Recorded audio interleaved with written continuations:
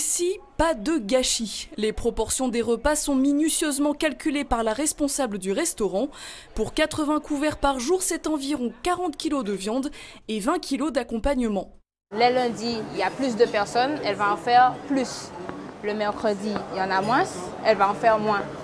Et après, quand il reste à manger, nous, on partage. Quand on peut emmener pour nous, on emmène pour nous. Et puis quand il y a des restes qu'on ne peut pas manger, on donne aux animaux. Voilà. Vous l'avez compris, tout doit disparaître. Le principe est le même pour certains clients qui terminent leur assiette jusqu'au dernier grain de riz, comme Philippe. Ce qui est dans l'assiette, c'est mangé. Donc je régule et je n'hésite pas à signaler à la serveuse de mettre un peu plus quand j'ai faim ou bien de ne pas trop charger pour éviter le gaspillage. Si nos yeux sont plus gros que notre ventre, il y a la barquette de restes à emporter, le fameux doggy bag. Mais difficile de faire changer les mentalités. Vous allez faire quoi de ces restes? De ces restes, je vais les mettre, je vais donner à la cuisine, ils feront ce qu'ils voudront avec. Vous les ramenez pas? Non. On n'ose pas.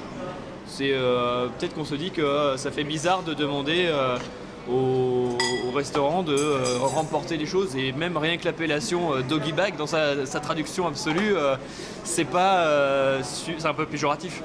Pourtant, dans ce restaurant, de plus en plus de clients franchissent le pas. Le repas il est payé, au lieu de le jeter à la poubelle, on peut prendre le reste pour manger à la maison. Une fois sa barquette emportée, comment faire pour offrir une seconde vie à notre plat? Bienvenue chez le Cordon Bleu Tati Maryse. On va en faire une recette intéressante. Ou comment un poulet rôti et de l'igname bouilli se transforme comme par magie en steak persillé et nuggets d'igname au curcuma. Les plats recyclés, un phénomène de plus en plus courant. En tant que blogueuse, je me rends compte que de plus en plus, il y a la tendance d'éviter le gaspillage, surtout que comme le pouvoir d'achat n'augmente pas, il faut trouver des moyens d'économiser. La meilleure solution, c'est de tout mixer. On mixe et on recompose, on reconstitue.